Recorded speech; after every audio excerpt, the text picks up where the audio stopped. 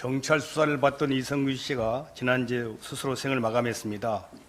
민주당 인권위원회와 인권연대는 공동으로 수사 중 피조사자 자살 방지를 위한 긴급 토론회를 열었습니다.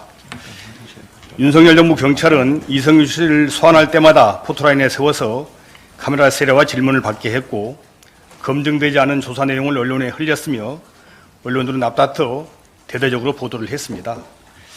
이처럼 인권을 무시한 수사 관행과 선정적 언론 보도로 유명을 달리한 사람은 이성균 씨뿐만이 아닙니다. 법무부 자료에 따르면 2004년부터 14년 7월까지 모두 83분의 고귀한 생명이 수사 중에 극단적 선택을 한 것으로 나오지만 그 이후로는 통계조차 없는 실정입니다. 이제라도 수사 중 극단적 선택을 방지하기 위한 대책을 시급히 마련해야 합니다.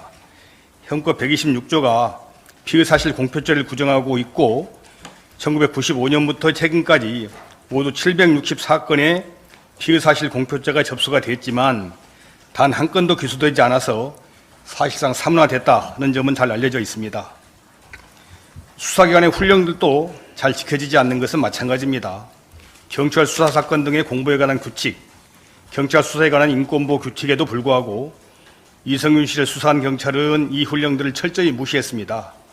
고인의 비공개 소환 요청마저 묵살하면서 마약사범 유죄 판결이라도 받은 것처럼 또다시 언론 앞에 서게 만든 것입니다. 제2의 제3의 이성균 사태를 방지하기 위해서 강제성과 실효성 있는 가칭 수사기관의 인권침해 방지법을 제정할 필요가 있다고 합니다. 피의사실 공표는 물론이고 피의자의 사생활 등 인권침해 정보를 유출할 경우에도 형사처벌해야 합니다.